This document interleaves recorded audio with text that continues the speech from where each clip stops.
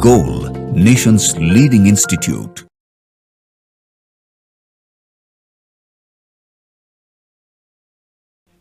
Hello students, myself Faisal Khan. Today we are here to discuss the solution of Spot Test 6 held on 27th of Feb 2025. Let's start our discussion. Now, the first question is match the following column 1 and column 2 का matching का एक question. तो देखिए यहाँ पे पहला first term लिखा हुआ है पिच. तो जानते हैं हम लोग जो पिच होता है, pitch always proportional to frequency, that is pitch proportional to frequency. On increasing frequency pitch also increases. It means a का जो यहाँ पे टर्म होगा ये रिलेट होगा फ्रीक्वेंसी से, तो a का सेकंड. तो अगर हम लोग a के सेकंड की बात करें तो दो ही एक ही ऑप्शन दिख रहा है अपने पास, a का सेकंड यानी ऑप्शन 2. तो ऑप्शन 2 आप यहाँ पे डायरेक्ट टिक कर सकते हैं, तो ऑप्शन विल बी 2. नेक्स्ट देख लेते हैं quality. Quality related to wave form. अगर क्वालिटी की बात करें, just refer to the quality of the sound, quality of electric power, it means quality related to wave form, तो बी का होना चाहिए फर्स्ट. लाउडनेस की बात करें तो लाउडनेस रिफर करता है इंटेंसिटी को, जिसके लिए हम लोग फार्मूला भी यूज़ करते हैं लाउडनेस का, beta is equal to 10 times of log of I divided by I not, जहाँ पे I not is a reference intensity और यहाँ पे बेस होता है यहाँ पे 10. तो यहाँ पे लाउडनेस जो है वो रिफर करता है इंटेंसिटी को, तो सी का होना चाहिए थर्ड. नोट्स की बात आई तो स्टैंडिंग वेव में नोट्स रिप्रेजेंट करता है पोजीशन ऑफ जीरो एम्पलीट्यूड, तो नोट्स डी का होना चाहिए fourth.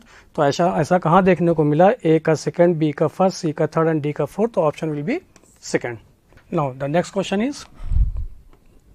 question is a bimetallic strip is made of aluminum and steel. Alpha of aluminum is greater than alpha of steel, ऐसा given है. On heating the strip will, चार option दे रखा है 1 2 3 4. तो यहाँ पे देखो एक चीज़ यहाँ पे इन्फॉर्मेशन दे रखा है कि जो कोफिशिएंट ऑफ यहाँ पे टेम्परेचर है अल्फा एल्युमिनियम का वो ज़्यादा हो गया अल्फा ऑफ स्टील से, और ये बाई मेटालिक स्ट्रिप है. तो हम लोग जानते हैं कि change in length delta L will be equal to L times of alpha into delta theta, where delta theta is the change in temperature. तो यहाँ पे देखो चेंज इन लेंथ की बात करें तो डेल्टा एल प्रोपोर्शनल हो गया एल्फा के, और एल्फा यहाँ पे गिवन है किसका, एल्युमिनियम का ज़्यादा है. तो इट मीन्स यहाँ पे चेंज इन लेंथ यानी एक्सपेंशन जो होगा ऑन हीटिंग में वो एल्युमिनियम स्ट्रिप का ज़्यादा होगा, किससे, स्टील से. तो अगर यहाँ पे बात करें तो एक यहाँ पे स्ट्रिप बाई मेटालिक स्ट्रिप है, बाई मेटालिक स्ट्रिप, तो ये यहाँ पे मेंशन किया गया बाई मेटालिक स्ट्रिप. तो थोड़ा सा देखिए यहाँ पे इसको और अरेंज कर लेते हैं. ये बाई मेटालिक स्ट्रिप, ये देखिए ऐसा एक है आपको दे रखा है एल्युमिनियम, दूसरा यहाँ पे बोला गया स्टील का. चूंकि आप यहाँ पे देख रहे हैं कि अल्फा ज़्यादा है एल्युमिनियम का स्टील से, तो एल्युमिनियम स्ट्रिप ज़्यादा एक्सपैंड करेगा on heating rather than steel से.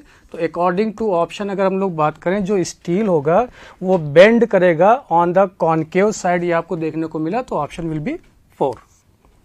नाउ नेक्स्ट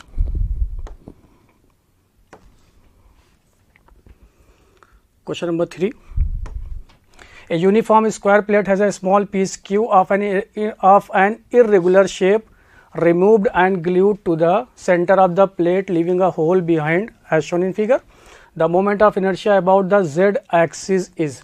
अगर बात करें तो देखो यहाँ पे एक रेगुलर शेप का एक बॉडी दे रखा है यहाँ पे, ये रेगुलर शेप का, और ये यहाँ पे डिफाइन कर लेते हैं एक जेड एक्सिस. ये इसका जेड एक्सिस है ऐसा, जिसमें इररेगुलर शेप का एक यहाँ पे पोर्शन को कट करके रिमूव किया गया, और उसी को रिमूव करके फिर इसी सेंटर पे उसको ऐड किया गया.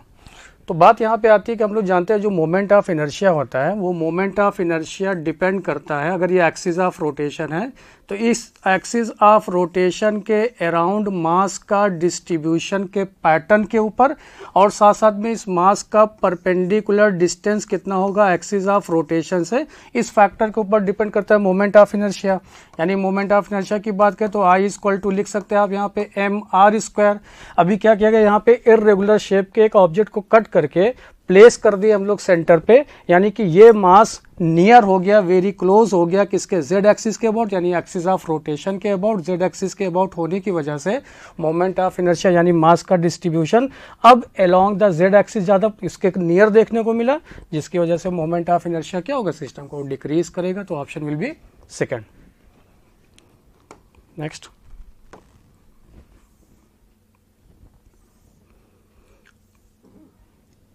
Question number 4.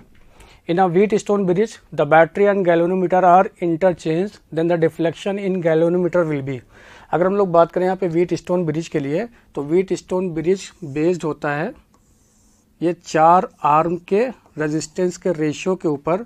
अगर इन 4 आर्म्स का जो रेजिस्टेंस का रेशियो है, 4 आर्म्स के रेजिस्टेंस का रेशियो, अगर इसको P बोल दें, ये Q बोल दें, इसको R बोल दिए, इसको S बोल दिए, इस टर्मिनल के अबाउट में एक गैल्वेनोमीटर को कनेक्ट किए जो स्मॉल डिफ्लेक्शन को मेजर करता है. इस पॉइंट को A बोल दिया, इस पॉइंट को B बोल दिए. ये प्लस माइनस बैटरी सोर्स है जिसका वोल्टेज दे रखा है V.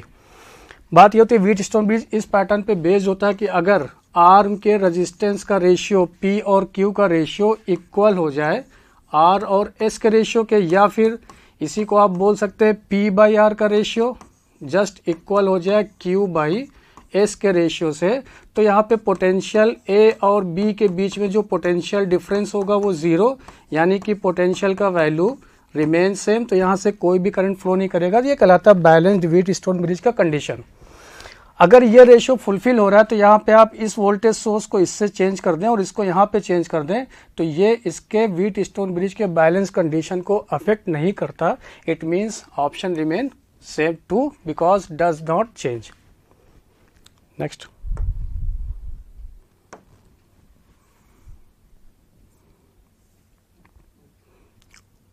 Question 5. Satellites orbiting the Earth have a finite life and sometimes debris of satellites fall to the Earth. This is because. अगर हम लोग डेब्रिस की बात करें तो यहाँ पे शब्द आया, इसका मतलब ये होता है कि accidental parts of the satellite, जिसको अगर आप हिंदी में मलबा भी बोल सकते हैं, बोल रहा है कि यहाँ पे इन 4 रीज़न की वजह से क्या ऐसा है रीज़न जिसकी वजह से ऐसा होता है. तो अगर हम लोग यहाँ बात करें, मान लेते हैं ये अर्थ है, अर्थ के सेंटर से R डिस्टेंस पे एक सैटेलाइट जो इसके चारों तरफ V0 यानी कि ऑर्बिटल वेलोसिटी से रिवॉल्व कर रहा है, जिसका मास स्मॉल m. ये अर्थ है जिसका मास कैपिटल M. इसका यहाँ से डिस्टेंस है R, जबकि इसका हाइट दे रखा है इसके अर्थ के सरफेस से h, और यह है अर्थ का रेडियस कैपिटल R. यहाँ पे बात करें तो ये ऑर्बिटल वेलोसिटी का जो वैल्यू होता है V0 equal to under root g m/r, ऐसा हम लोग जानते हैं, g capital M divided by small r, जहाँ पे स्मॉल r एक्चुअल में है क्या R प्लस h.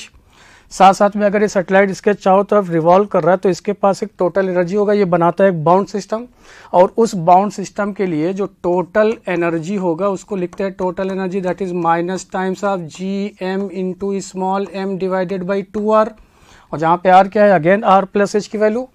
अगर ये बाउंड सिस्टम के यहाँ पे एनर्जी दे रखा है, टोटल एनर्जी ये आ गया minus gmm divided by 2r. अब यहाँ पे ऑप्शन चेक करते हैं, तो यहाँ पे थर्ड ऑप्शन जो देखने को मिला कि of viscous forces causing the speed of satellite and hence height of the gradually decreases.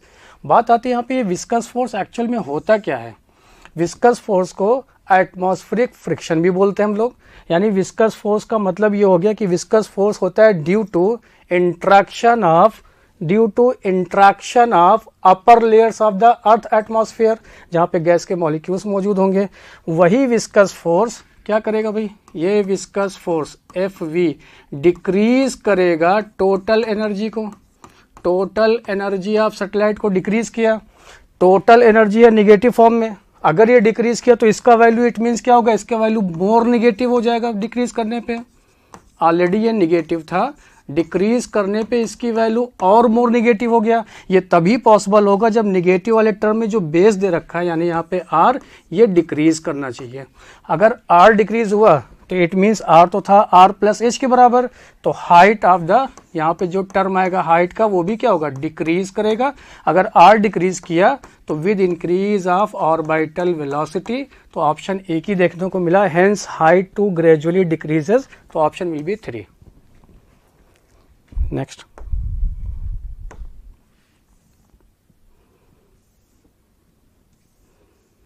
Question number 6. Consider PV diagram for an ideal gas shown in figure. बात करते हैं यहाँ पे PV डायग्राम. तो PV diagram that is PV का यहाँ पे product constant, क्योंकि रेक्टेंगुलर हाइपरबोला का शेप, इट मीन्स ये तभी पॉसिबल जब यहाँ पे टेम्परेचर क्या हो, कांस्टेंट.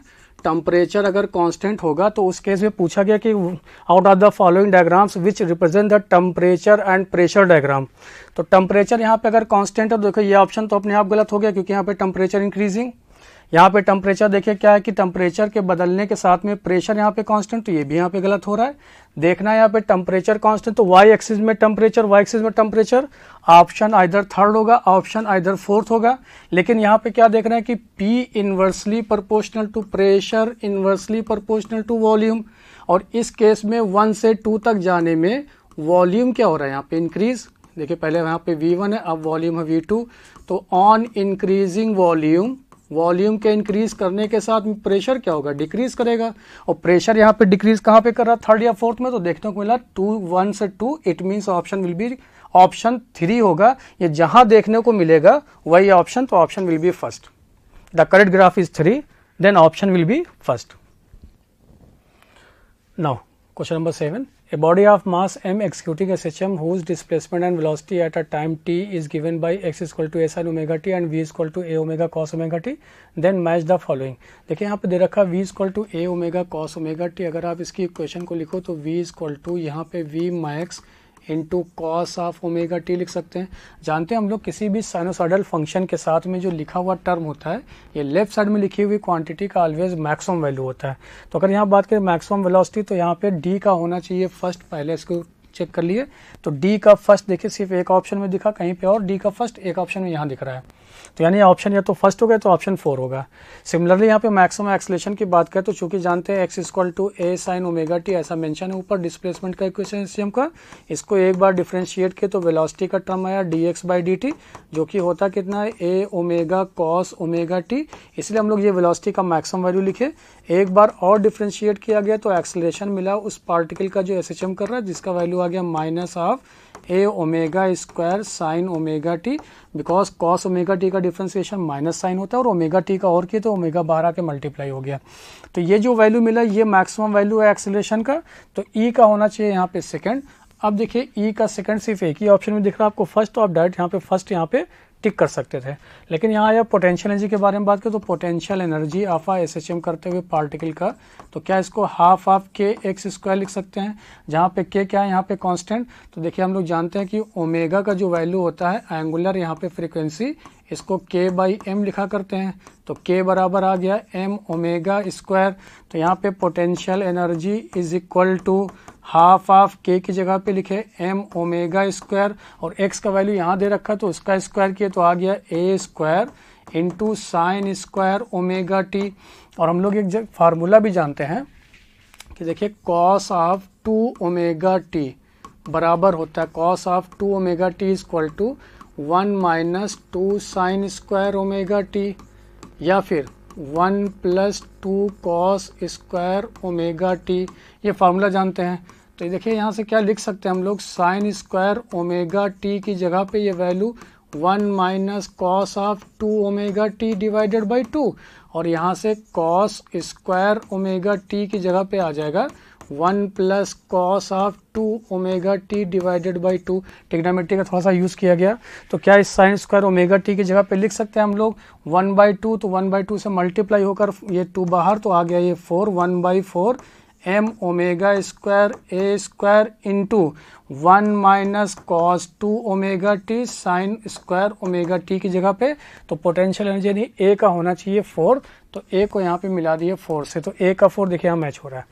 दूसरा आ गया पे काइनेटिक एनर्जी, तो काइनेटिक एनर्जी के बारे में जानते हैं। काइनेटिक एनर्जी क्या होता है भाई, half M V square, half लिखे m और v की जगह पे लिखा हुआ है a ओमेगा, तो इसको भी लिख सकते हैं a square omega square cos square omega T, और कॉस स्क्वायर ओमेगा टी जगह पे लिख सकते हैं 1 plus cos 2 omega T by 2, यानी कि सेम रिजल्ट आया लेकिन इस बार प्लस में आएगा, तो ये आ गया a का, ये इधर होना चाहिए।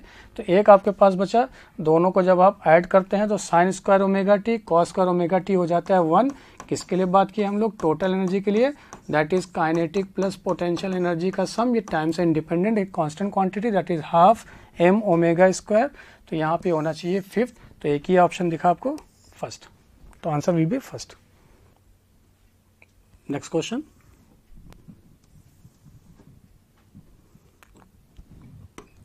Question number 8। two thin flat metal plates having large surface area are charged separately. The plates are then brought near to each other and held parallel to each other as shown in figure. If EA, EB and EC electric field denotes the electric fields at the position A, B and C respectively, then which are the following is true? देखिए हम लोग बात करें अगर यहाँ पे तो एक प्लेट दे रखा है जिसके पास प्लस सिग्मा और इसके पास दे रखा है माइनस सिग्मा। अगर हम लोग यहाँ पे बात करें बी पॉइंट पे तो बी पॉइंट पे इसके लेफ्ट साइड में है पॉजिटिव प्लेट जिसकी वजह से इलेक्ट्रिक फील्ड मिलेगा रेडियली आउटवर्ड डायरेक्शन बिकॉज ये प्लेट कैसा है पॉजिटिव तो इसको लिख दे रहे हैं। अगर इस प्लेट को 1 बोल दें इस प्लेट को 2 बोल दें तो ये इलेक्ट्रिक फील्ड ड्यू टू 1 की वजह से। और इसके राइट साइड में जो प्लेट प्लेस्ड है उसके पास चार्ज है नेगेटिव जिसको प्लेट 2 बोला गया और इसकी वजह से जो इलेक्ट्रिक फील्ड होगा वो रेडियली इनवर्ड होगा। ये हम लोग लिख रहे हैं बी पॉइंट पे तो इलेक्ट्रिक फील्ड आ गया E2। और ये हम लोग जानते हैं अगर यहाँ पे बोला गया प्लेट्स लेकिन इस प्लेट्स के बीच में अगर सेपरेशन यहाँ पे वेरी क्लोज हो रेदर देन इसके सरफेस एरिया से तो इसको हम लोग एज्यूम करते हैं एज ए कंडक्टिंग शीट। ये ट्रीट होता है एज ए शीट तरीके से जिसकी वजह से electric field at B point पे will be equal to E1 plus E2 जिसकी वैल्यू मिलेगा आपको sigma divided by 2 epsilon naught plus sigma divided by 2 epsilon naught will be equal to sigma divided by epsilon naught. यानी B पे जो electric field होगा वो equal होगा sigma by epsilon not के। बात आती है ए और सी के लिए, जरा सी के लिए बात कर लेते हैं। तो सी के लिए दोनों प्लेट्स उसके लेफ्ट साइड में पॉजिटिव प्लेट की वजह से यहाँ पे दिखा E1 electric field, negative plates की वजह से इसके इन साइड चूंकि रेडियली इनवर्ट होगा तो ये आ गया यहाँ पे E2 और दोनों का यहाँ पे वैल्यू कितना है सेम। ये हम लोग लिख रहे हैं सी पॉइंट पे जिसका वैल्यू है sigma divided by 2 epsilon naught because dimension of the plates is very large then the separation between. तो यही प्लेट्स बिहेव करेगा एज ए शीट तभी हम लोग लिख रहे हैं सिग्मा बाई 2 एप्सिलॉन नॉट। इसका भी वैल्यू होगा sigma divided by 2 epsilon not. दोनों एक दूसरे के इक्वल एंड अपोजिट है तो यहाँ पे रिजल्टेंट वैल्यू आएगा 0। सिमिलरली ए पे भी देखने को मिलेगा ये वैल्यू बिकॉज ए के लिए अगर बात करें तो ए पॉइंट के लिए दोनों प्लेट्स उसके राइट साइड में है तो इसकी वजह से 1 वाले की वजह से मिलेगा इस तरफ और जबकि 2 वाले की वजह से जिसपे नेगेटिव चार्ज है इलेक्ट्रिक फील्ड इस डायरेक्शन में। ये हम लोग लिख रहे हैं ए पॉइंट पे। अगेन दोनों का वैल्यू सेम होने की वजह से इक्वल एंड अपोजिट है तो ई ए मिलेगा यहाँ पे 0। तो ए और सी पे होगा 0 जबकि बी पे होगा सिग्मा बाई एप्सिलॉन नॉट तो option will be 4।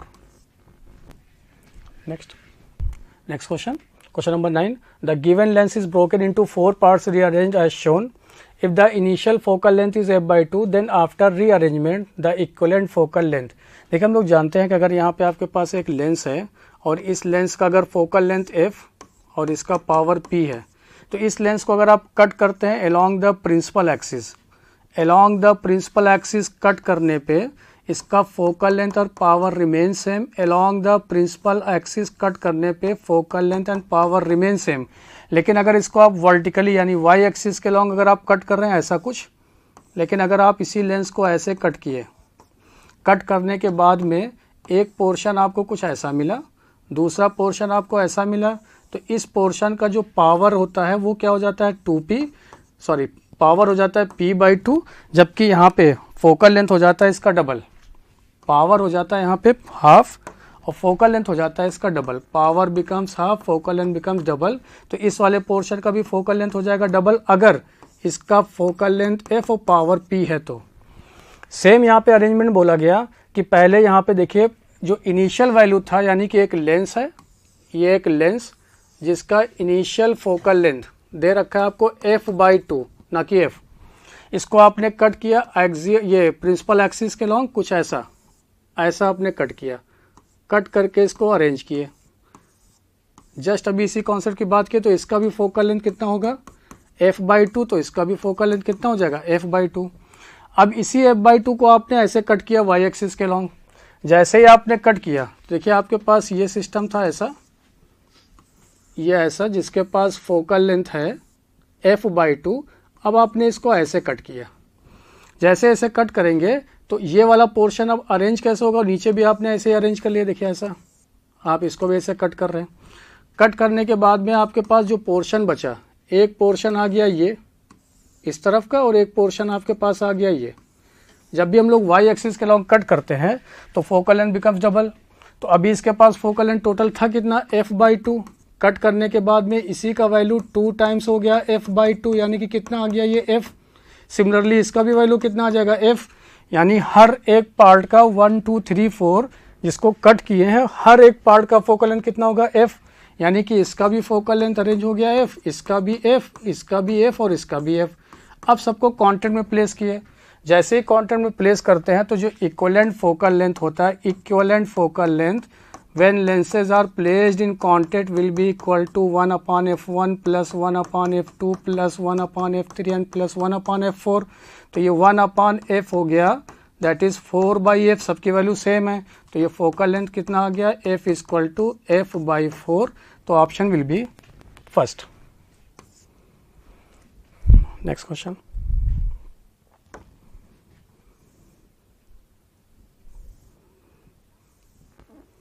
Question number 10, statement based question. Change in internal energy of a gas depends on initial and final states of system। ये भी बात सही है, बिकॉज जो चेंज इन इंटरनल एनर्जी होता है, change in internal energy delta U, ये path function ना होकर ये पॉइंट फंक्शन होता है, सिर्फ इनिशियल और फाइनल पोजीशन के ऊपर डिपेंड करता है। तो statement 1 is correct. Second statement दे रहा है कि internal energy does not depend on temperature, जबकि हम लोग जानते हैं जो डेल्टा यू होता है वो n into C V into delta T के बराबर, जहाँ पे C V specific heat at constant volume, delta T है चेंज इन टेम्परेचर। तो डेल्टा यू तो डिपेंड कर रहा है टेम्परेचर के ऊपर, क्योंकि हम लोग जानते हैं जैसे ही यहाँ पे आइसोथर्मल प्रोसेस की बात करते हैं तो टेम्परेचर क्या होता है, कांस्टेंट, डेल्टा टी जीरो, इसीलिए आइसोथर्मल प्रोसेस के लिए डेल्टा यू क्या होता है, zero. It means internal energy temperature dependent quantity. तो सेकंड ऑप्शन हो गया गलत। तो देखते हैं ऑप्शन कौन सा दिखा हम लोग को, फोर्थ। तो यहाँ पे statement 1 is correct but statement second is incorrect, तो ऑप्शन विल बी 4। नेक्स्ट,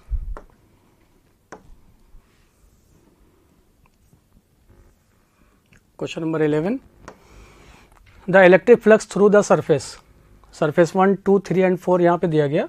पूछ रहा है कि इन चारों में से कौन सा ऑप्शन सही होगा। पहले हम लोग जानते हैं जो इलेक्ट्रिक फ्लक्स होता है for a close surface, flux always equal होता है charge enclosed by that surface divided by epsilon not. तो यहाँ पे जो फ्लक्स होता है वो कभी इस बात पर नहीं डिपेंड करता है कि जो इनक्लोजिंग सरफेस है उसका स्ट्रक्चर क्या है, साथ साथ में ओरिएंटेशन ऑफ चार्ज कितना है, वो इस फैक्टर के ऊपर सिर्फ डिपेंड करता है कि चार्ज इनक्लोज्ड है या नहीं। शेप एंड साइज से इंडिपेंडेंट, चार्ज के ओरिएंटेशन से इंडिपेंडेंट, उसके पोजीशन से इंडिपेंडेंट, इस बात पे डिपेंड करता है कि वो सरफेस यानी चार्ज के द्वारा, चार्ज जो है उस सरफेस के द्वारा इनक्लोज है या नहीं। तो यहाँ पे देख रहे हैं हर एक सरफेस में चार्ज इनक्लोज, तो क्या दिखेगा आपको, is the same for all the figures, तो ऑप्शन विल बी 4। नेक्स्ट,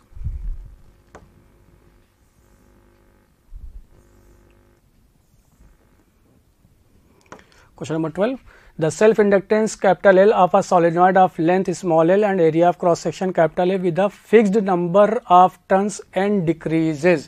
यानी कि जो कैपिटल L यानी इंडक्टेंस है ये डिक्रीज कर रहा है अकॉर्डिंग टू क्वेश्चन, जिसमें नंबर ऑफ टर्न्स को फिक्स कर दिया गया, ये कांस्टेंट है।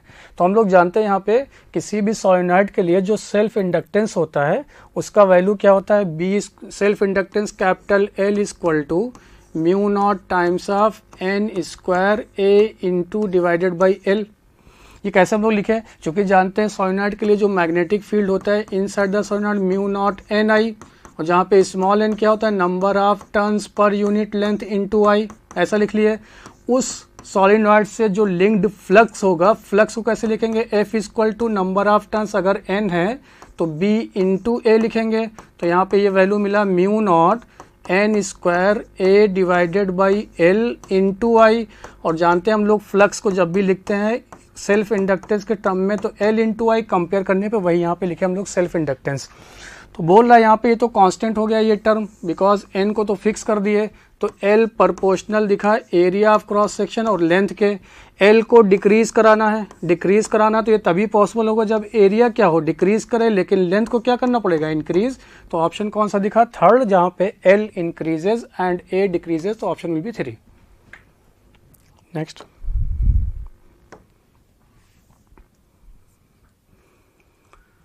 Question number 13, in a transformers number of turns in primary coil are 500 and that is the secondary coil are 2000। if current in a primary coil is 12 ampere then that in secondary coil। तो हम लोग जानते हैं यहाँ पे कि number of turns जो होता है, नंबर ऑफ टर्न्स का ratio in secondary divided by primary will be equal to will be equal to Vs divided by Vp, यानी कि voltage at the secondary divided by voltage at primary will be equal to just इसका opposite current in a primary divided by current in a secondary. तो यहाँ पे देखो लिख सकते हैं, यहाँ पे number of turns in a secondary coil दे रखा है, प्राइमरी में 500 जबकि सेकेंडरी में 2000।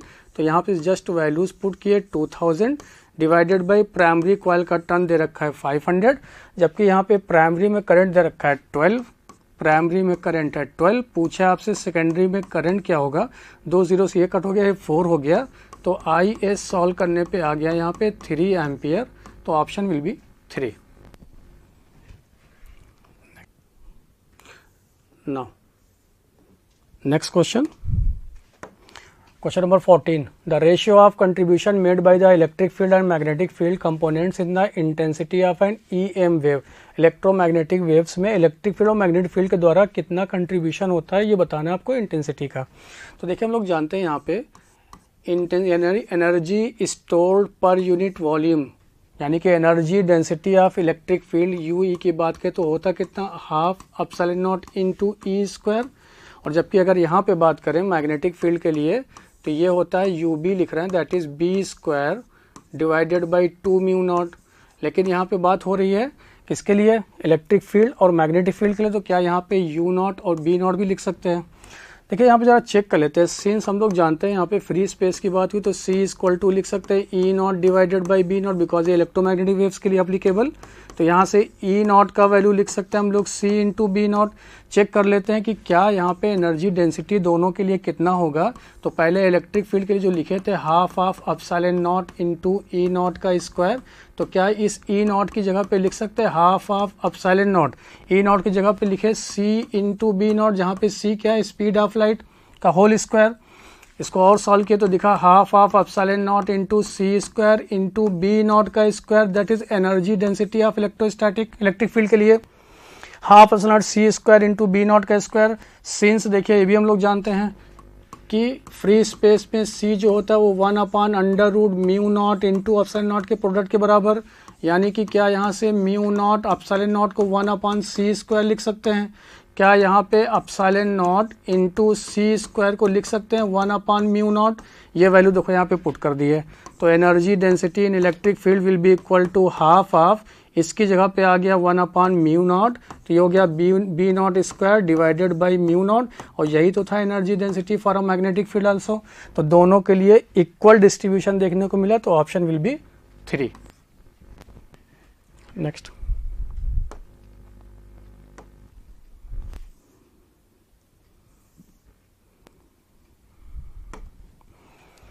Question number 15. Two charges 6 into 10⁻⁸ coulomb at origin 0, 0 and -3 into 10⁻⁸ coulomb at 24 cm, 0 are located 24 cm apart. At what points on the line joining the two charges is the electric potential 0? Take the potential at infinity to be 0.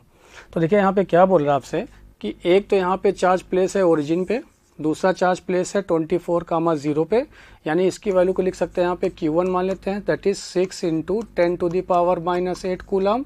और जबकि इसको Q2 बोल दिया, that is they रखा है -3 into 10⁻⁸ coulomb.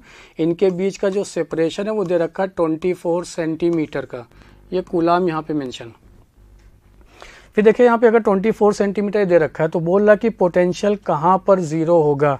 तो एक तो पॉसिबिलिटी कि potential line joining between the both charges कहीं यहाँ पे 0, तो इसको मान लेते हैं ये पॉइंट P है, जो कि चूँकि यहाँ पे ये चार्ज का मैग्नीट्यूड ज़्यादा है 6 इंटू 10⁻⁸, तो मान लेते हैं यहीं से इसका डिस्टेंस है x, जो कि ओरिजिन पर है। तो रेस्ट इसके यहाँ से डिस्टेंस कितना बचेगा 24 - x, चूँकि potential being a scalar quantity. तो सबसे पहले अगर पोटेंशियल की बात करें तो Vp equal to P point पे फर्स्ट होगा दैट इज Q1 के द्वारा K Q1 divided by x, second यहाँ पे होगा plus times of K Q2 divided by, अब यहाँ से डिस्टेंस कितना है 24 - x के बराबर। और ये वैल्यू दे रखा है यहाँ पे 0 बोला है यहाँ पे क्वेश्चन कि 0 होना चाहिए।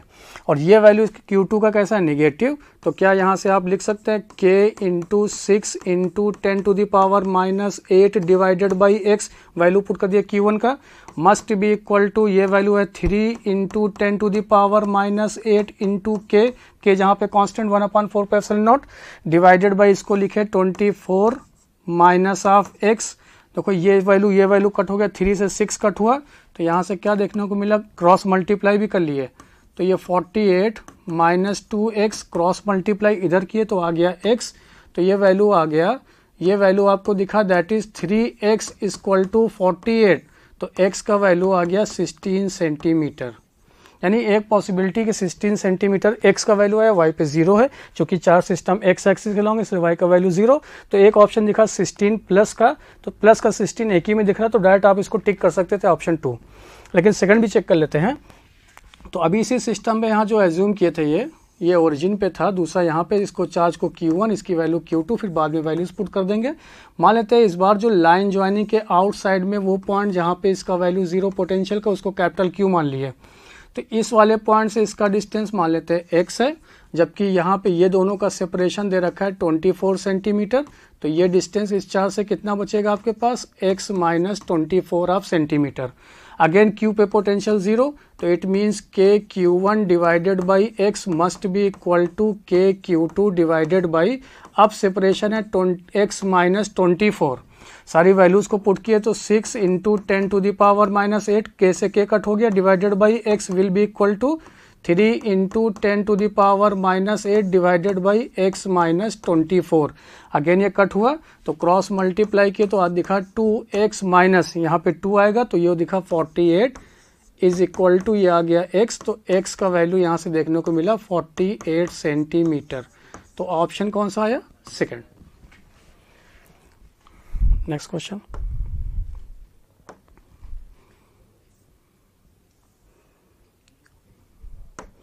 Question number 16, the total power dissipated in watts in the circuit shown here. तो देखिए यहाँ पे देख रहे हैं कि रेजिस्टेंस का कॉम्बिनेशन एक बैटरी सोर्स से कनेक्टेड है, तो टोटल पावर पता करने के लिए लिखेंगे क्या, power equal to V square divided by एक से ज़्यादा रेजिस्टेंस, तो आर इक्वलेंट।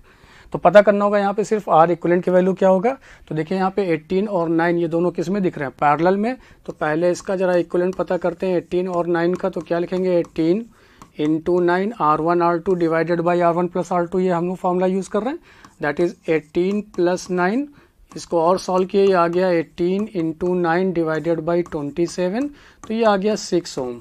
अगेन ये इस कॉम्बिनेशन का 6 और ये 6 किस में आ गया, सीरीज में, तो जो इक्विवेलेंट रेजिस्टेंस होगा इसकी वैल्यू दिखा हम लोग को 6 प्लस 6 सीरीज में होने की वजह से, दैट इज 12 ओम। तो पावर कितना आ गया भाई, power P equal to V square, V का वैल्यू है 24 into 24 because square divided by यहाँ वैल्यू पुट किए, तो ये वैल्यू आ गया 48 वॉट, तो option will be fourth. Next,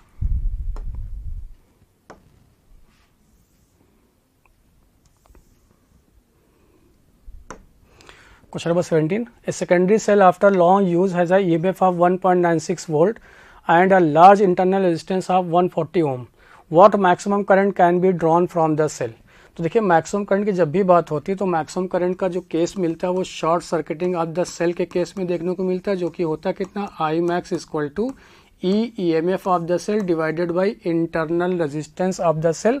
तो आई मैक्स का वैल्यू यहाँ पे दे रखा है ई 1.96 डिवाइडेड बाई स्मॉल आर का वैल्यू दे रखा है 140 ओम, तो सॉल्व किए तो ये आ गया 0.014 एम्पियर, तो option will be first. Next,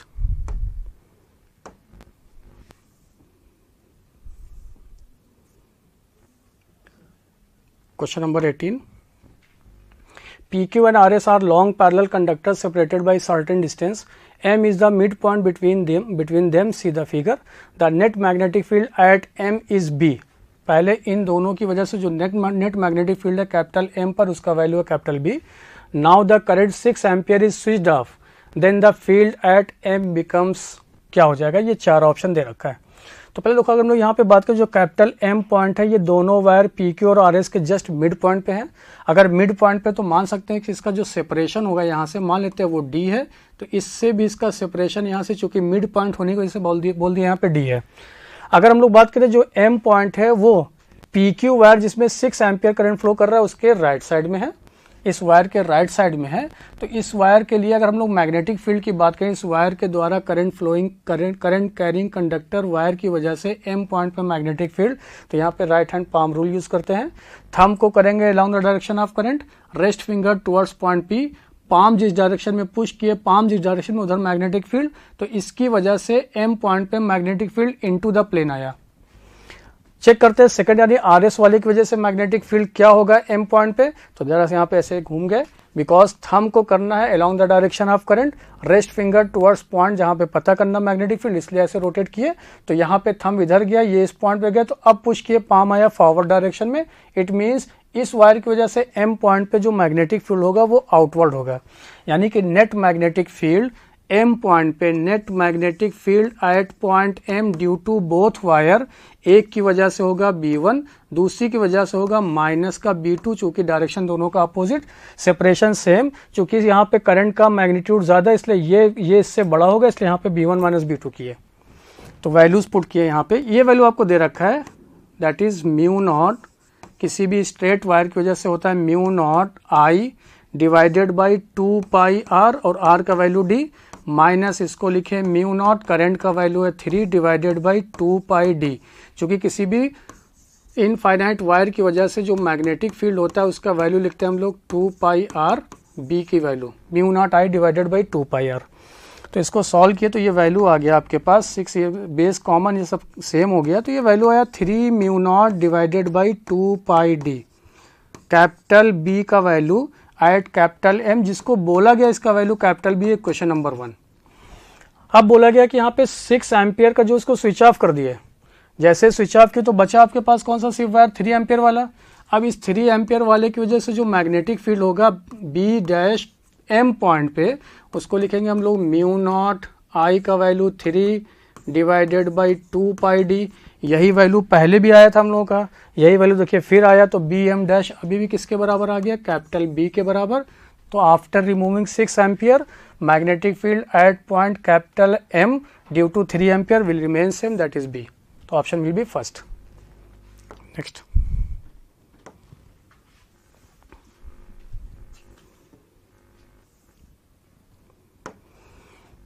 question number 19, the magnetic flux linked with the coil in Weber is given by the equation phi is equal to t square plus 4t plus 20. The induced EMF in the coil at time t is equal to 0, that is at time t is equal to 2 second, not 0, t is equal to 2 second will be.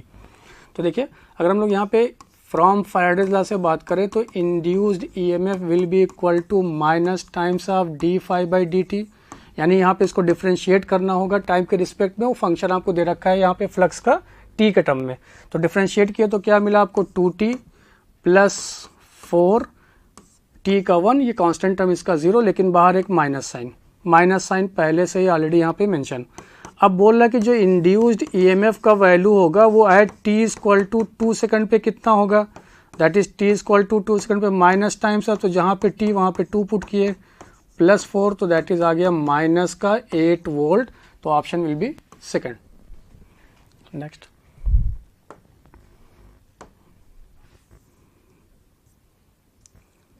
Question number 20, 2 billiards ball each of mass 0.04 kg moving in opposite direction. देखिए एक शब्द आ गया opposite direction, इसका मतलब यहाँ पे speed जो होगा वो ऐड होगा।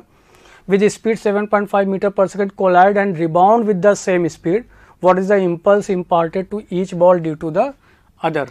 देखिए अगर हम लोग यहाँ पे इम्पल्स की बात करें तो इम्पल्स होता है क्या, change in, impulse will be equal to change in linear momentum.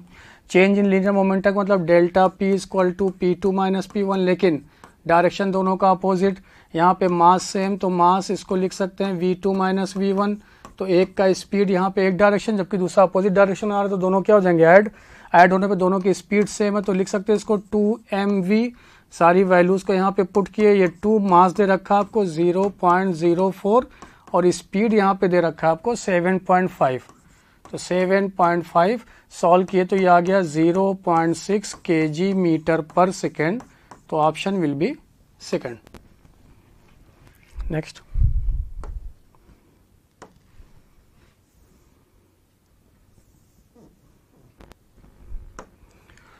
Question number 21, A rope of negligible mass is वोन around a hollow cylinder of mass 4 kg and radius 60 centimeter. The rope is pulled with the force of 80 Newton. What is the linear acceleration of the rope? Assume that there is no slipping.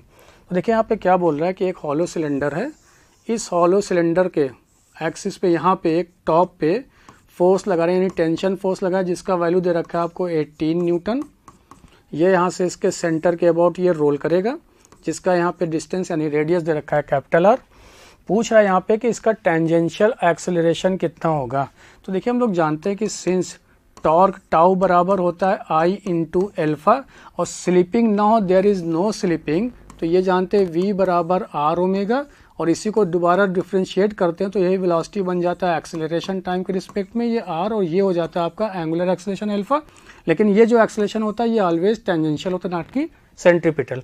तो AT equal to R alpha के बराबर, because AT होता भी है dv/dt, rate of change of speed के बराबर। और torque के लिए चाहिए कोई फोर्स, और फोर्स यहाँ पे कौन प्रोवाइड करेगा, ये टेंशन, तो आप लिख सकते हैं टेंशन, और इसका परपेंडिकुलर डिस्टेंस देखा है यहाँ पे, इसका रेडियस आर। सिलेंडर है यहाँ पे, हॉलो सिलेंडर है, हॉलो सिलेंडर होने की वजह से इसका मोमेंट ऑफ इनर्शिया लिखेंगे इसके एक्सिस के अबाउट कितना mr², और एल्फा की जगह पे अभी जस्ट यहाँ से लिखा गया तो एल्फा को लिख सकते हैं हम लोग AT divided by capital R. तो देखिए ये आर कट हो गया, पूछा गया हम लोगों से टेंजेंशियल एक्सेलरेशन, तो AT इक्वल टू लिख सकते हैं tension divided by mass. Tension का वैल्यू है 80 न्यूटन और मास आपको यहाँ पे दे रखा है 4 kg, यहाँ पे वैल्यू 4 kg पुट किए, सॉल्व किए तो आ गया 20 मीटर पर सेकेंड स्क्वायर, तो option will B second. Next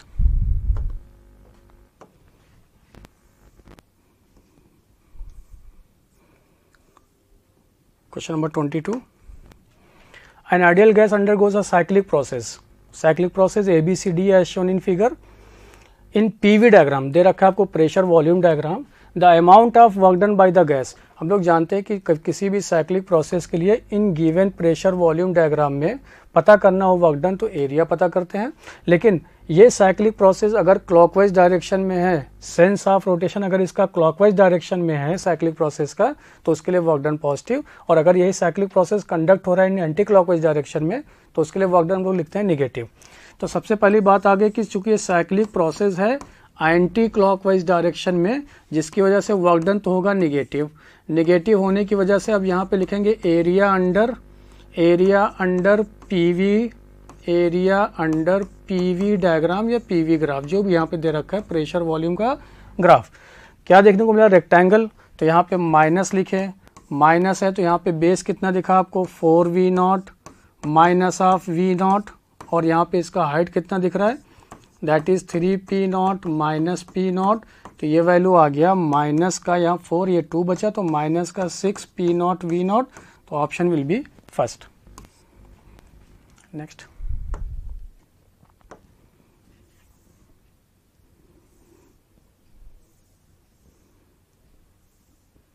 question number 23।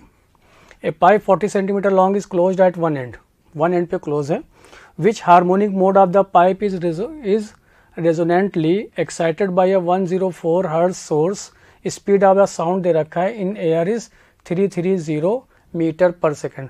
देखिए यहाँ पे बोला गया क्लोज एट वन एंड, तो यहाँ पे जो भी हार्मोनिक्स बनेंगे तो उसके लिए जब फ्रीक्वेंसी लिखते हैं F equal to NV divided by 4L, जहाँ पे N क्या होता है, हमेशा ऑड हार्मोनिक्स मिलते हैं 1, 3, 5, 7 and so on.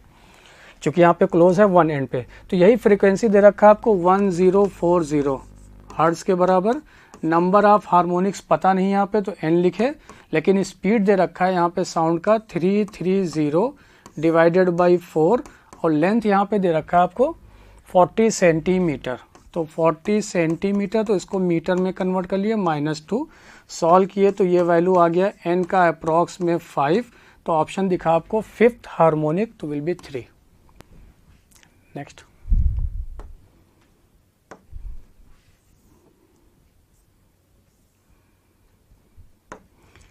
Question number 24। A structural steel rod has a radius of 10 mm and length of 1.5 meter. A 300 kilonewton force stretches it along its length. Young's modulus of the structural steel is 2 × 10⁻11 Newton per meter square. The percentage strain is about. देखिए यहाँ पे percentage की बात किया तो जानते हैं हम लोग यहाँ पे ये जो यंग्स मॉडुलस होता है कैपिटल Y इक्वल टू होता है स्ट्रेस डिवाइडेड बाय स्ट्रेन का ratio, that is the Young's modulus. और यहाँ पे स्ट्रेन की बात करें तो strain will be equal to stress divided by Young's modulus capital Y। तो यहाँ पूछ रहा परसेंटेज स्ट्रेन कितना होगा, तो परसेंटेज स्ट्रेन, और इसी स्ट्रेस को लिख सकते हैं हम लोग फोर्स डिवाइडेड बाय एरिया। और फोर्स यहाँ पे क्या दे रखा है आपको, यहाँ पे ये दे रखा है 300 किलो न्यूटन, तो that is force divided by area divided by Young's modulus का वैल्यू दे रखा है। सारी वैल्यूज को यहाँ पे पुट कर देंगे।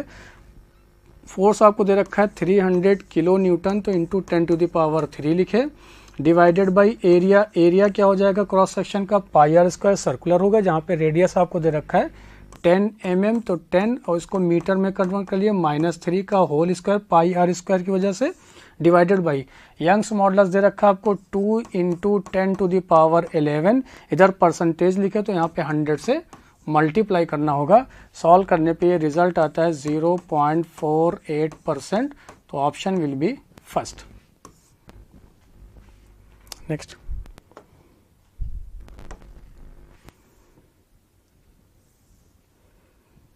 question number 25. When an impurity is doped into an intrinsic semiconductor, the conductivity of the semiconductor। देखिए यहाँ पे impurity की बात हुई, impurity का ऐड करना डोपिंग भी कहलाता है। तो किसी भी प्योर फॉर्म ऑफ सेमीकंडक्टर में impurity दो तरह से मिलाते हैं, आइदर वो ट्राइवेलेंट impurity हो या पेंटावेलेंट impurity हो, जिसकी वजह से वो बनता है P type and N type semiconductor respectively. यानी कि डोपिंग करने से, इम्प्योरिटी के मिलाने से सेमीकंडक्टर की कंडक्टिविटी जो होता है वो इंक्रीज करता है। तो option will be first, because doping की वजह से, यानी कि टू ऐड इम्प्योरिटी, जिसकी वजह से जो कंडक्टिविटी होता है वो इंक्रीज करता है। क्योंकि यहाँ पे जो डिप्लीशन विद होता है, उस डिप्लीशन विद को W से लिख रहे हैं, ये इन्वर्सली प्रोपोर्शनल होता है 1/√. डोपिंग। डोपिंग के बढ़ाने से यहाँ पे डिप्लीशन विद क्या होगा, डिक्रीज करेगा, तो कंडक्टिविटी इंक्रीज करेगा। तो option will be first. Next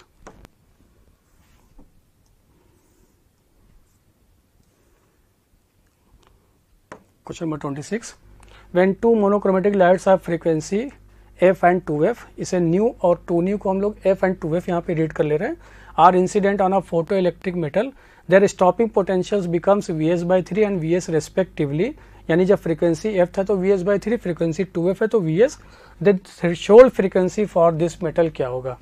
तो देखिए अगर हम लोग यहाँ पे बात करें तो फ्रॉम आइंस्टीन्स इक्वेशन जानते हैं K maximum kinetic energy of emitted electron will be equal to HF minus of HF0।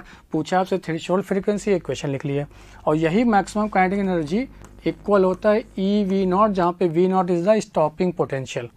यहाँ पे ये वैल्यूज पुट कर ले रहे हैं। तो फर्स्ट केस में ये वैल्यू दे रखा है आपको E, और स्टॉपिंग पोटेंशियल है Vs/3, यहाँ पे S मेंशन, तो हम लोग S भी लिख लिए, Vs/3 equal to that is HF minus of HF0। ये first equation according to given condition. Second आपको दे रखा है यहाँ पे E इंटू Vs, अब स्टॉपिंग पोटेंशियल Vs, लेकिन यहाँ पे जो फ्रीक्वेंसी था वो डबल हो गया, तो उसको लिख लिया, that is HF0, equation number 2। अब इसको सॉल्व करना है। अगर 1 वाली इक्वेशन को हम लोग जरा 3 से मल्टीप्लाई कर दें, 1 वाली इक्वेशन को मल्टीप्लाई करें 3 से, तो क्या दिखा भाई, E इंटू Vs/3, 3 से मल्टीप्लाई कर लिए इस इक्वेशन को, विल बी इक्वल टू, पूरी इक्वेशन को 3 से मल्टीप्लाई कर रहे हैं 3 से, तो यहाँ पे ये वैल्यू आ गया आपके पास 3HF माइनस ऑफ 3HF0, 3 से 3 कट हो गया, तो ये वैल्यू आ गया EVS will be equal to 3HF minus 3HF0। ये न्यू इक्वेशन, इसमें जरा इसको माइनस कर लेते हैं, इस इक्वेशन को पुट कर लेते हैं, E इंटू VS, सिर्फ रीअरेंज करना है इसको, that is 2HF minus of HF0। इन दोनों इक्वेशन को लिख कर माइनस कर दिए, देखिए ऐसा माइनस किए तो ये कट हो गया, यहाँ पे आ गया 0, 3HF में ये कट हुआ माइनस करने पे, ये बचा आपके पास HF, जबकि ये वैल्यू आ गया -3 प्लस का, तो माइनस का 2HF0। तो इसको और ज़रा सा सॉल्व किए तो दिखा 2HF0 will be equal to HF, तो थ्रेशोल्ड फ्रीक्वेंसी आ गया F0 इक्वल टू F/2, तो ऑप्शन विल बी 4। नेक्स्ट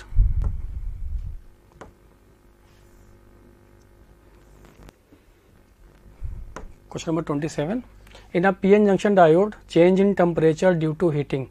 अगर यहाँ पे बात करें तो पूछे चार ऑप्शन में से क्या होगा, तो जानते हैं अगर हम लोग यहाँ पे पीएन जंक्शन करेक्टरिस्टिक्स की बात करें तो पीएन जंक्शन का करेक्टरिस्टिक्स तो करंट यहाँ पे और अप्लाइड वोल्टेज वी, तो ये वाला करेक्टरिस्टिक्स देखने को मिलता है फर्स्ट क्वाड्रेंट में फॉरवर्ड बायस के केस में, जबकि यही करेक्टरिस्टिक्स यहाँ देखने को मिलता है रिवर्स बायस के केस में। तो पूछा कि टेम्परेचर के चेंज होने की वजह से क्या होगा, तो एक्चुअल में ये अफेक्ट करता है the overall V I characteristics of PN junction, तो ऑप्शन विल बी 3। नेक्स्ट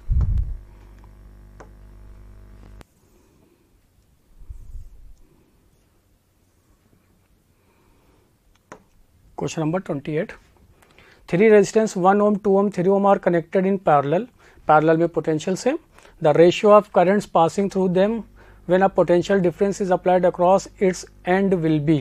तो पूछ रहा आपसे रेशियो ऑफ करंट क्या हो जबकि रेजिस्टेंस दे रखा है। तो पैरेलल में चूंकि पोटेंशियल क्या होता है, potential always constant in case of parallel combination of the resistance, तो आई जो होगा करंट वो होगा वो इन्वर्सली प्रोपोर्शनल टू रेजिस्टेंस। तो यहाँ पे आप लिख सकते हैं I1 ratio of I2 ratio of I3 will be equal to 1 by R1 ratio of 1 by R2 and ratio of 1 by R3। सारी वैल्यूज को पुट किए तो 1/1 दिखा, यह रेशियो दे रखा 1/2, रेशियो दे रखा 1/3, जिसको अगर यहाँ पे रेशियो लेकर लिखें तो ये आ जाएगा 6 ये कट हो गया तो 3:2, तो ऑप्शन दिखा आपको 6:3:2 will be second. Next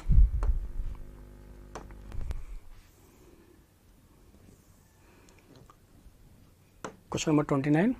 A long solenoid has 400 turns per centimeter and carries a current I. The magnetic field is at its center is 8 × 10⁻²Weber per meter square. Another long solenoid has 200 turns per centimeter and it carries a current I/4.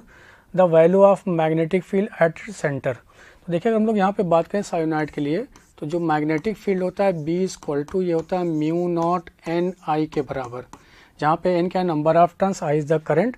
तो यहाँ पे देखो दे रखा है number of turns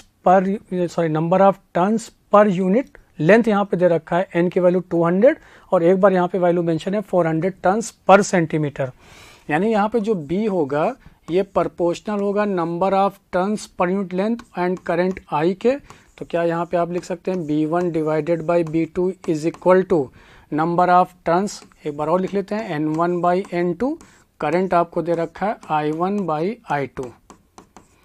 तो ये value put किया, B1 का वैल्यू दे रखा है 8 × 10⁻² divided by B2 is equal to number of turns first case में है पर यूनिट, लेंथ में 400, सेकेंड टर्म में दे रखा है 200, सेंटीमीटर मीटर था तो वो कट हो गया सेंटीमीटर। करंट यहाँ पे दे रखा है फर्स्ट केस में I है और सेकंड केस में आपको करंट यहाँ पे दे रखा है I/4, तो यहाँ पे I पुट कर दिया, सेकंड केस में इसकी वैल्यू था I/4। ये सारी वैल्यूज देखो यहाँ से कट हो गया, ये 2 से 2 कट हुआ, 8 कट हुआ, तो यहाँ पे सॉल्व करने पे जो B2 है ये वैल्यू आ गया 1 × 10⁻² टेस्ला। तो ऑप्शन दिखा हम लोग को फर्स्ट, तो answer will be first. Now next question, question number 30। Focal length of objective and eyepiece of telescope are 180 cm and 4 cm respectively. What is the length of the telescope for normal adjustment mode? Normal adjustment mode में the length of the telescope will be equal to capital L will be equal to sum of objective plus eyepiece focal length का और objective यहाँ पे focal length दे रखा है आपको 180 centimetre और यहाँ पे eyepiece का दे रखा है 4 सेंटीमीटर। जस्ट सिंपली ऐड किए तो आ गया 184 सेंटीमीटर, तो option will be 4, option will be 4। Next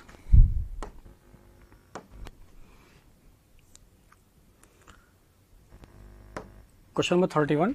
when the number of nucleons in nuclei increases the binding energy per nucleon. तो क्या यहाँ पे बोला कि नंबर ऑफ न्यूक्लियॉन्स को अगर इंक्रीज किया जाए न्यूक्लियाई में, अगर हम लोग यहाँ पे बात करें न्यूक्लियॉन्स एक्चुअल में होता है क्या है, ये प्रोटॉन और न्यूट्रॉन के कॉम्बिनेशन को बोलते हैं हम लोग नंबर ऑफ ये न्यूक्लियॉन्स।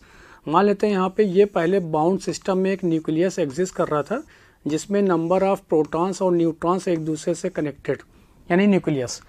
अब इसी को इसके कंस्टिट्यूएंट्स में ब्रेक करने के लिए, यानी न्यूक्लियॉन्स में इसको ब्रेक करने के लिए, प्रोटॉन और न्यूट्रॉन को अलग अलग करने के लिए एनॉर्मस एनर्जी की जरूरत पड़ेगी।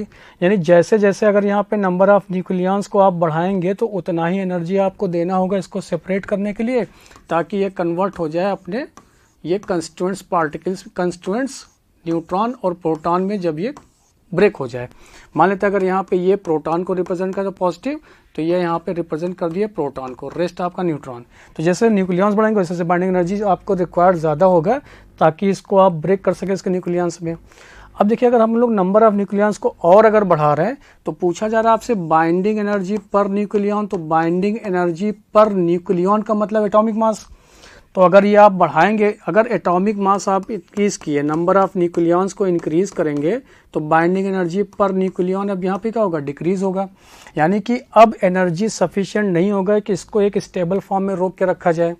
और वैसे भी हम लोग जानते हैं अगर बाइंडिंग एनर्जी पर न्यूक्लियॉन और एटॉमिक मास के बीच में एक अगर ग्राफ ड्रा किया जाए तो ये बाइंडिंग एनर्जी पर न्यूक्लियॉन जो कि स्टेबिलिटी के प्रोपोर्शनल होता है। तो देखिए यहाँ पे ऐसे कुछ ग्राफ देखने को मिलता है।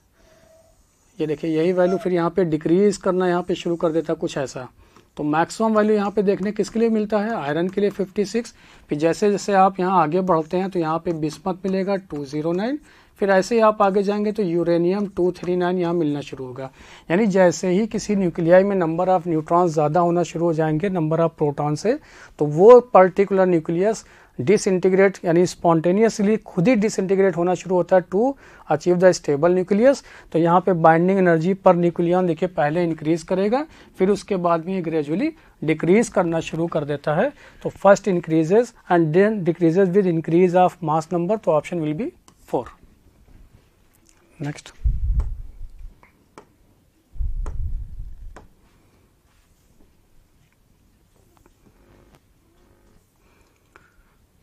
Question number 32. A logic gate circuit has two inputs A and B and output Y. The voltage waveforms of A, B and Y are shown below. तो यहाँ पे आपसे पूछ रहा है कि क्या होगा यहाँ पे वेवफॉर्म की बेसिस पर आपको बताना है कौन सा गेट होगा। तो देखिए अगर हम लोग यहाँ बात करें तो इसको हाई इनपुट यानी कि 1 बोलेंगे, दिस इज द 1, ये 0, यहाँ पे ये 1, ये 0, यहाँ ये 1, ये 0। बात करें B के लिए तो ये वैल्यू है 1, ये वैल्यू 1, ये वैल्यू 0, ये वैल्यू 0, यहाँ पे 1, यहाँ पे 0।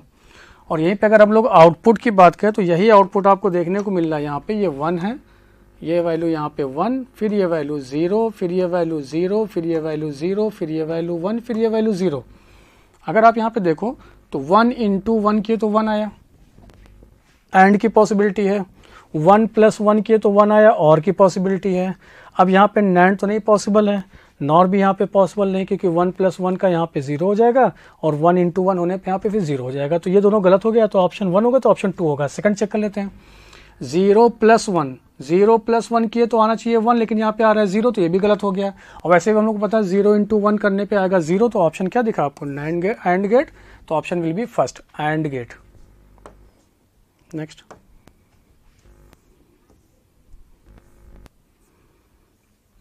Question number 33। The dimensional formula for magnetic flux is. तो देखिए यहाँ पे पूछा मैग्नेटिक फ्लक्स का फार्मूला क्या होता है। तो मैग्नेटिक फ्लक्स जानते हैं phi equal to B into A, magnetic field into area, जिसको हम लोग यहाँ पे वेबर में भी लिखते हैं इसके यूनिट को। पूछा इसका डायमेंशन फार्मूला क्या होगा। तो सिंस देखिए जानते हैं हम लोग कि एफ को ये भी लिख सकते हैं force equal to I B L, current carrying conductor के ऊपर लगने वाला force in a uniform magnetic field. तो यहाँ पे मैग्नेटिक फील्ड बी की बात करें तो लिखेंगे क्या, F divided by I into L, जहाँ पे ये क्या है न्यूटन, फोर्स यहाँ पे करंट है तो एम्पियर, लेंथ है तो यहाँ पे ये मीटर में आ गया, एम्पियर इंटू मीटर। ये मिला मैग्नेटिक फील्ड का यहाँ पे यूनिट। पुट कर देते हैं flux phi equal to, magnetic field की जगह पे आ गया न्यूटन, एरिया है तो इसको लिखे metre square, divided by ampere into metre, metre से एक मीटर कट हो गया। अब यहाँ पे सारी डायमेंशन वैल्यूज को पुट किया, न्यूटन है तो एम एल टी माइनस 2, लेकिन एक यहाँ पे मीटर बच गया तो क्या लिखे यहाँ पे एल, डिवाइडेड बाई करंट है तो इसको हम लोग कैपिटल ए से, फंडामेंटल यूनिट है, रिप्रेजेंट किए तो ये वैल्यू आ गया आपके पास एम, एल से एल मल्टीप्लाई होके एल स्क्वायर टी माइनस 2, और a-1, तो ऑप्शन आपको कौन सा दिखा यहाँ पे, ml² t-2 a-1, option will be 3. Next,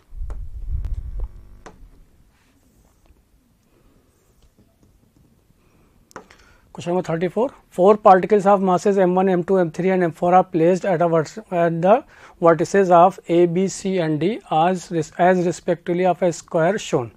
The center of mass of the system will lie at diagonal bd. पूछा यहाँ पे जो सेंटर ऑफ मास है सिस्टम को वो लाई कर रहा है इस डायगोनल bd के अलॉन्ग ऐसे. तो हम लोग जानते हैं कि सेंटर ऑफ मास वो पॉइंट होता है जहाँ पर मोमेंट ऑफ मास का वैल्यू 0 हो जाए, यानी sum of the moment of mass at a particular point is 0, called the centre of mass. अगर हम लोग बात करें कि सेंटर ऑफ मास इसके अबाउट है, तो इसके सराउंडिंग में 2 पार्टिकल मिला, एक आपको ये, दूसरा पार्टिकल ये मिला. इसके लिए इसका जो डिस्टेंस होगा इसको मान लेते हैं r1 है, और इसके लिए जो इसका डिस्टेंस होगा उसके डिस्टेंस को मान लेते हैं r2 है, और यहाँ पे मान लिया इसका सेंटर ऑफ मास का पोर्शन, जैसा क्वेश्चन बोल रहा है कि डायगोनल bd के अबाउट है. तो about centre of mass sum of the moment of mass, जिसको आप m इंटू r लिखते हैं, का प्रोडक्ट मस्ट बी 0 सम. तो यहाँ पे अगर आप बात करें तो फर्स्ट यहाँ मास दे रखा है m1, अगर इसके लिए बात करें तो ये इसके राइट साइड में, तो इसके लेफ्ट साइड में, तो आप यहाँ पे लिख सकते हैं -r1 प्लस आप इसकी वैल्यू लिखे m2, ये आ गया प्लस का r2 मस्ट बी 0, यानी कि आप सॉरी यहाँ पे m3 है, सॉरी ये यहाँ पे m3 है, तो इसकी वैल्यू को हम लोग m3 यहाँ लिख ले रहे हैं. ये देखिए ये वैल्यू आपको दे रखा है m3 into r2 must be equal to 0. तो m1 r1 यानी कि यहाँ से आपको मिल गया m1 r1 must be equal to m3 into r2, और जान रहे r1 r2 चूंकि यहाँ पे डायगोनल के जस्ट बात कर रहा है, तो ये वैल्यू क्या मिलेगा आपको a बाई, अगर इसका साइड a है, इसका साइड a है, तो a/√2 यानी r1 r2 के बराबर होगा.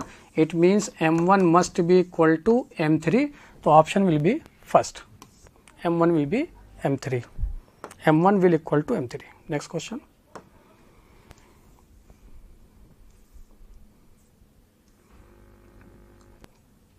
question number 35. A wind with speed 60 meter per second blows parallel to the roof of a house. The area of the roof is 300 meter square. Assuming that the pressure inside the house is atmospheric pressure, inside की बात हो रही, तो यानी इसका मतलब ये lift up करेगा अपवर्ड डायरेक्शन में. The force exerted by the wind on the roof and the direction of force will be, जबकि डेंसिटी ऑफ एयर दे रखा है आपको. यानी कि यहाँ पे क्वेश्चन कुछ ऐसे बोला, मान लेते हैं एक आपके पास ये सरफेस है रूफ का, मान लेते हैं, जिसके इनसाइड यहाँ पे इनसाइड P1 पे जो प्रेशर है वो एटमॉस्फेरिक प्रेशर के बराबर, और इसके ऊपर यहाँ पे एयर जो है वो ब्लो कर रहा है, जिसका स्पीड दे रखा है आपको 60 मीटर पर सेकेंड की स्पीड से, 60 मीटर पर सेकेंड. तो यहाँ पे एग्जर्ट होने वाला प्रेशर मान लेते हैं वो P2 है. तो अकॉर्डिंग टू बर्नौलीज थ्योरम, जो बेस्ड होता है कंजर्वेशन ऑफ एनर्जी के ऊपर, तो बर्नौलीज थ्योरम के लिए अगर बात करें तो लिख सकते हैं P1 plus half rho V square plus rho G H. चूंकि यहाँ पे रूफ के सरफेस की बात किया तो हाइट यहाँ पे क्या हो गया 0, तो रो जी एच का टर्म यहाँ पे 0, तो मिला क्या आपको सिर्फ P1. चूंकि यहाँ पे ये वैल्यू यहाँ पे एयर जो ब्लो कर रहा है वो अपर साइड में, लोअर साइड में नहीं, तो यहाँ P1 must be equal to, यहाँ पे आ गया P2 plus half of rho into V square. तो यहाँ पे देखिए P1 minus P2 pressure difference, इसको डेल्टा P लिख ले रहे हैं, जहाँ पे P1 एटमॉस्फेरिक प्रेशर P0 के बराबर इज इक्वल टू आ गया half of rho into V का स्क्वायर. तो यहाँ से डेल्टा P का वैल्यू मिला आपको, delta P equal to half of rho का वैल्यू आपको दे रखा है 1.2 इंटू वी का वैल्यू दे रखा है आपको 60 इंटू 60 मीटर पर सेकंड दे रखा था, तो उसका होल स्क्वायर. तो पूछा आपसे यहाँ पे फोर्स क्या होगा, तो सिंस हम लोग जानते हैं डेल्टा P होता क्या है, फोर्स यानी प्रेशर होता है फोर्स अपॉन एरिया. तो force F equal to delta P into A, change in pressure into area की यहाँ बात, तो ये वैल्यू मिला आप लोगों को हाफ इंटू 1.2 इंटू 60 और इंटू एरिया आपको दे रखा है 300, तो इसको लिख लिया यहाँ पे 300 का, यहाँ पे वैल्यू पुट कर दिए मीटर स्क्वायर. सॉल्व किए तो ये वैल्यू आ गया 6.48 इंटू 10⁵ न्यूटन. ये फोर्स आ गया आपका, लेकिन यहाँ पे जो फोर्स का डायरेक्शन होगा वो किधर होगा, अपवर्ड डायरेक्शन में, बिकॉज जो इसके लोअर साइड में था, इन साइड में, वहाँ पे एटमॉस्फेरिक प्रेशर था, जबकि ऊपर का प्रेशर यहाँ पे क्या था P2, तो इसको लिफ्ट अप करेगा अपवर्ड डायरेक्शन में, तो option will be second. Next,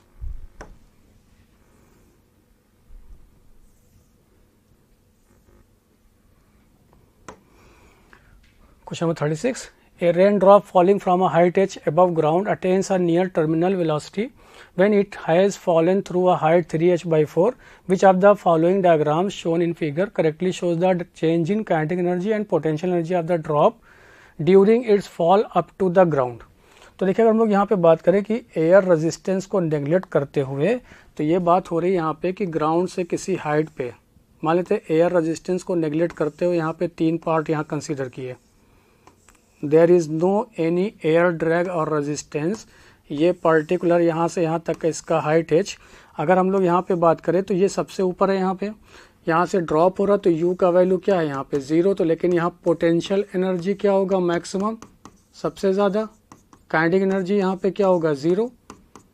फिर यहाँ पे जब पहुँचे तो पोटेंशियल एनर्जी, चूँकि अब हाइट तो यहाँ पे डिक्रीज़ कर रहा है, हाइट डिक्रीज़ करने की वजह से यहाँ पोटेंशियल एनर्जी क्या होगा डिक्रीज़, लेकिन काइनेटिक एनर्जी क्या होगा यहाँ पे अब इंक्रीज़, क्योंकि इसको वेलोसिटी मिल जाएगा मोशन अंडर ग्रेविटी होने की वजह से. अभी हम लोग एयर रेजिस्टेंस को नेगलेक्ट करके चल रहे हैं.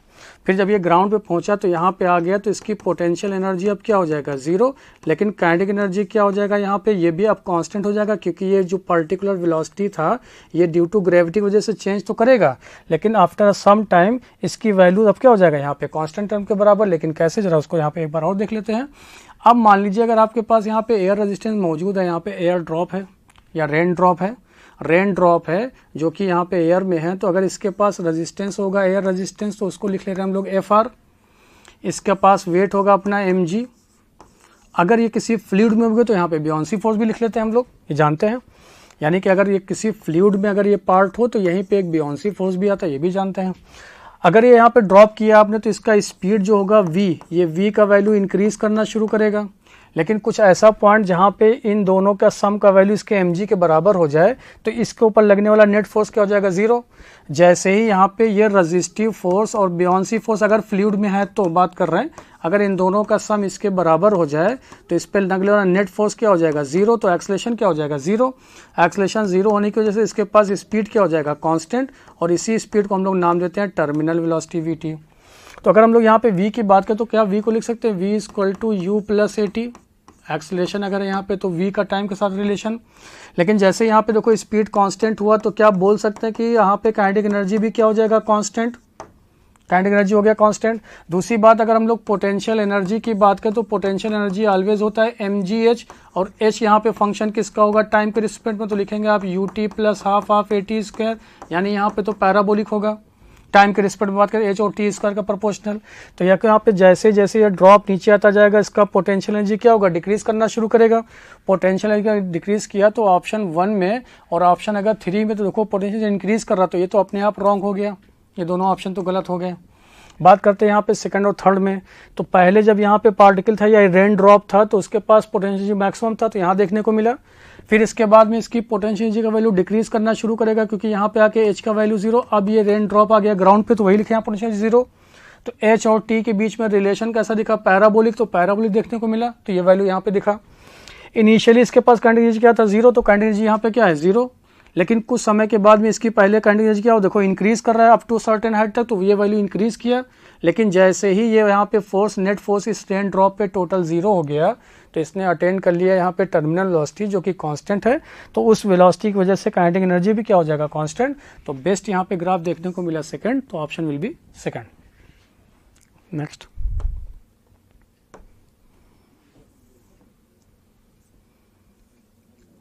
Question number 37.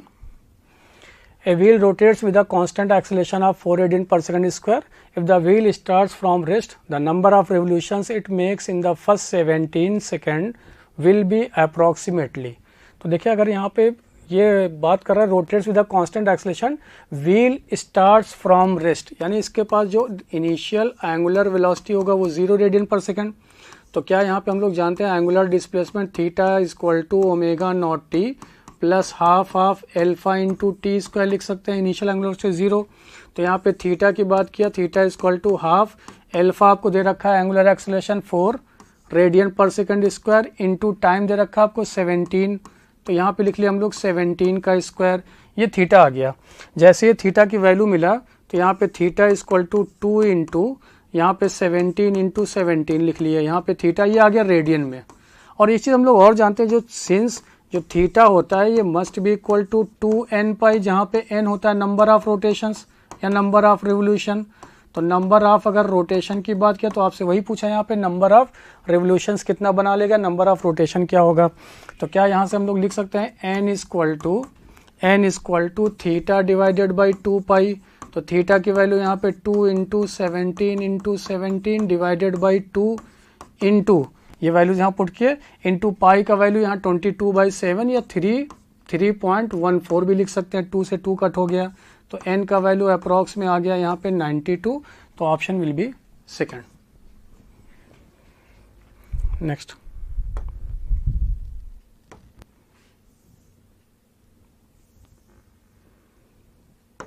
Question number 38, the density of a newly discovered planet is 4 times that of the earth. Density इसका 4 times अर्थ के।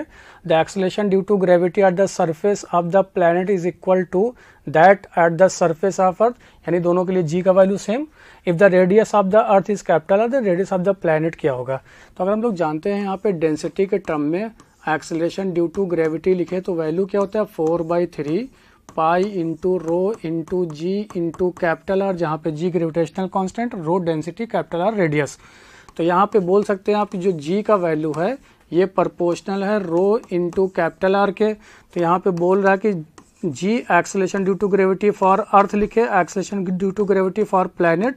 तो यहाँ पे भी लिख लेते हैं अर्थ के लिए ये लिखे प्लैनेट के लिए इंटू ये आ गया रेडियस ऑफ अर्थ और ये आ गया रेडियस ऑफ प्लैनेट। बोला दोनों के लिए जी सेम, तो ये रेशियो क्या हो गया 1। जैसे रेशियो 1 हुआ सारी वैल्यूज यहाँ पे और कंडीशन जो दे रखा उसको पुट की, ये 1 आ गया, दोनों के लिए जी सेम था। डेंसिटी ऑफ अर्थ और डेंसिटी ऑफ प्लैनेट के बीच का रिलेशन है 4 times है। देखिए 4 times है तो ये डेंसिटी ऑफ अर्थ अगर ये है तो प्लैनेट का 4 times है डेंसिटी ऑफ अर्थ के, उसको लिखे। रेडियस ऑफ अर्थ अगर कैपिटल आर है तो रेडियस ऑफ प्लैनेट क्या होगा, यही पूछा, रो से रो कट हो गया तो रेडियस ऑफ प्लैनेट आपको मिला that is r divided by 4। तो option will be 3।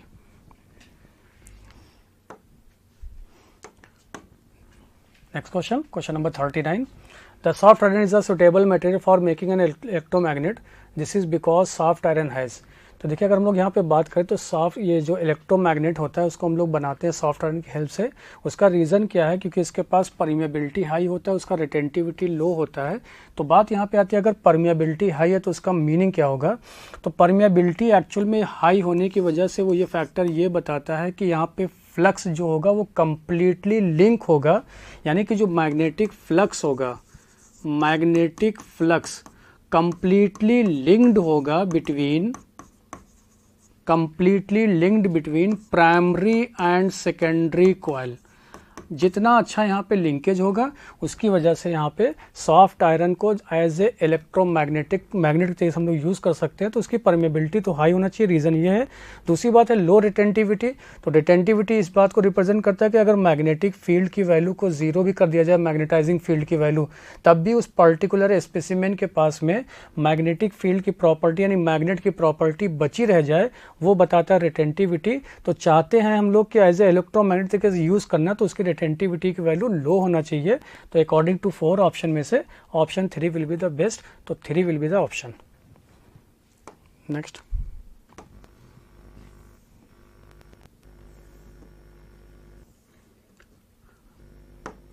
Question number 40, assertion and reason based.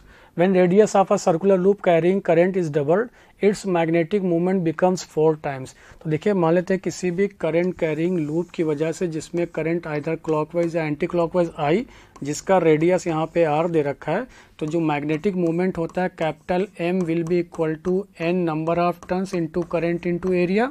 तो कैपिटल M यहाँ प्रोपोर्शनल टू एरिया, और एरिया क्या होता है पाई r स्क्वायर, यानी कि capital M proportional to radius के स्क्वायर। अगर आपने रेडियस को यहाँ पे डबल किया, ये मैग्नेटिक मोमेंट बिकम्स 4 टाइम्स कब, जब रेडियस को आपने डबल किया तो देखिए r की वैल्यू को डबल करने पे r डैश बिकम 2r। तो यहाँ पे जो मैग्नेटिक मोमेंट होगा ये 4 टाइम्स होगा इनिशियल का। तो यहाँ पे असर्शन तो करेक्ट हो गया। रीजन की बात क्या है कि magnetic moment depends on area of the loop, area है तभी तो यहाँ पे हम लोग पाई आर इसको लिखे रेडियस, यानी कि रीजन भी यहाँ पे सही है। तो असर्शन और रीजन दोनों सही है, और रीजन जो है वो करेक्ट एक्सप्लेनेशन है असर्शन का। तो ऑप्शन विल बी 4। नेक्स्ट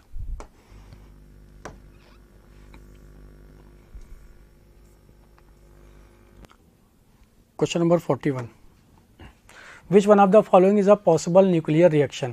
तो देखिए बात करें न्यूक्लियर रिएक्शन के लिए, तो न्यूक्लियर रिएक्शन जो होता है वो बेस्ड होता है कंजर्वेशन ऑफ मास। सबसे पहला पॉइंट है it is based on the conservation of mass. दूसरा बात है कंजर्वेशन ऑफ चार्ज। तीसरी बात है कंजर्वेशन ऑफ एनर्जी के ऊपर बेस्ड होता है ये nuclear reaction. Conservation of mass, conservation of charge and conservation of energy, 3 factor के ऊपर डिपेंड करता है।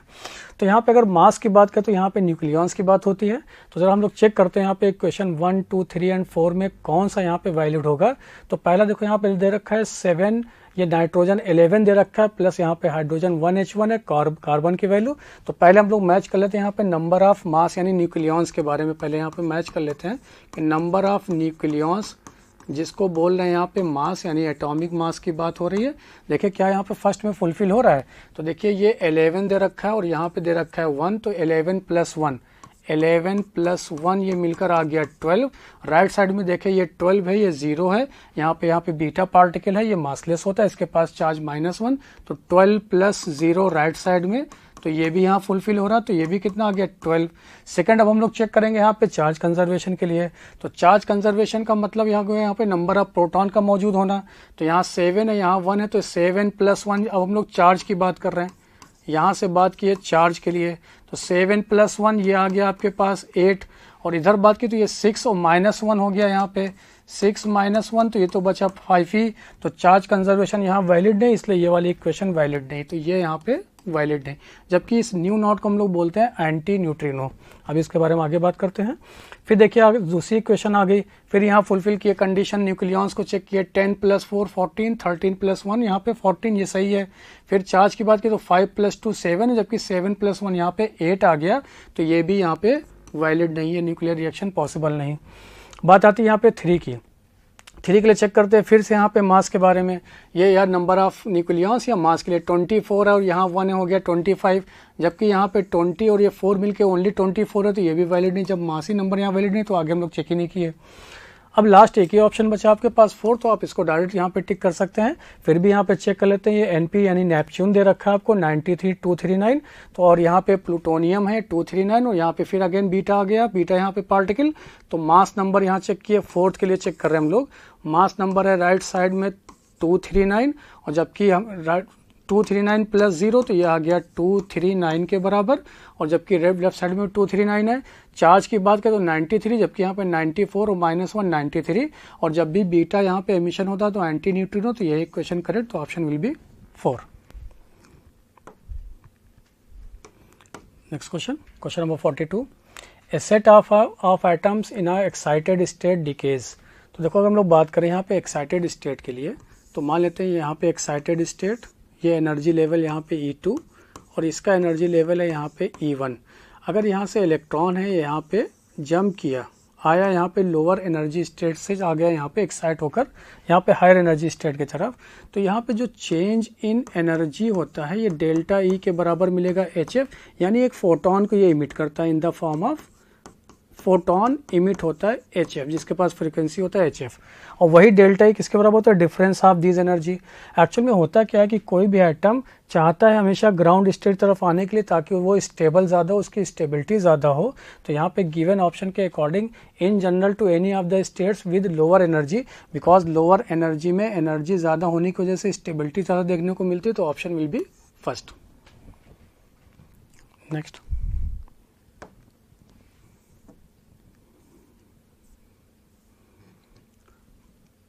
Question number 43. With a monochromatic light, the fringe width obtained in a Young's double slit experiment is 4 mm. The whole setup is immersed in a water of refractive index 4/3. Then the new fringe width.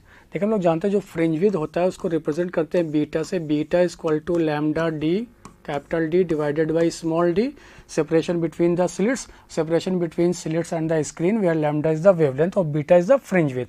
यानी यहाँ पे अगर किसी medium के लिए बात करें तो ये आ गया आपके लिए एयर में, ये एयर के लिए, तो यहाँ पे एयर लिख लिए। अब यहाँ पे आ गया बीटा फॉर मीडियम, बीटा जैसे मीडियम का है तो यहाँ पे लिखेंगे लैम्डा यानी wavelength for a medium capital D divided by small d, और ये हम लोग जानते हैं कि लैम्डा ऑफ जो मीडियम होता है, मीडियम का वेवलेंथ, ये एयर के wavelength divided by mu of medium. Because जो म्यू होता है वो inversely proportional to 1/v, inversely proportional to 1/v wavelength, because v equal to F lambda by L. तो यहाँ पे जैसे ही मीडियम आया तो fringe width in a medium will be equal to, सारी वैल्यूज यहाँ पे पुट किए तो ये आ गया lambda of air capital D divided by small D into mu of medium. ये वैल्यू पहले ही आपको दे रखा बीटा ऑफ एयर, तो बीटा इन अ मीडियम, ये वैल्यू आपको क्वेश्चन में मेंशन यानी ये दे रखा 4 mm के बराबर, तो यहाँ भी पुट कर दिया हम लोग 4 mm के बराबर। और रिफ्रैक्टिव इंडेक्स ऑफ मीडियम कितना है 4/3, तो ये कितना आ गया 3 mm, तो option will be second. Next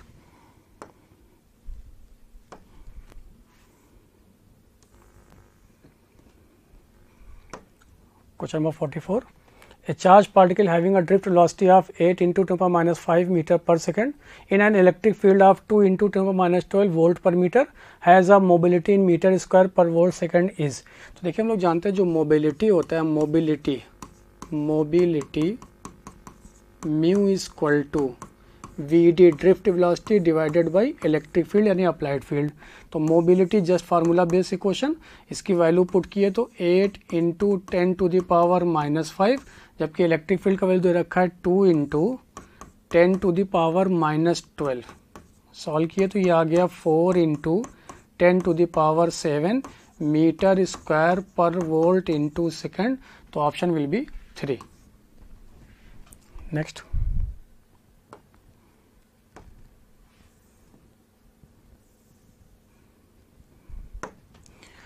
Question number 45. Two thin lenses are in contact and the focal length of a combination is 100 cm. If the focal length of one lens is 25 cm, then the power of the other lens। तो बोला गया यहाँ पे कि दो thin lenses है जो contact में, जिसका equivalent focal length 1/f equal to 1/f1 plus 1/f2। Equivalent focal length दे रखा है आपको 100 सेंटीमीटर, तो ये वैल्यू 100 पुट कर लिए।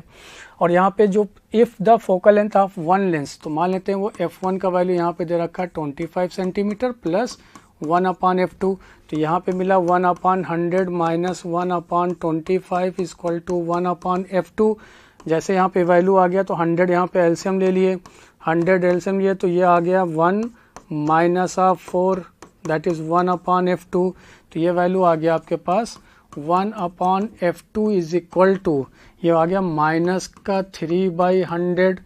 पूछा गया आपसे पावर, ये ध्यान दीजिएगा ये सेंटीमीटर में दे रखा है, तो f2 will be equal to minus का 100 डिवाइडेड बाई 3 सेंटीमीटर में।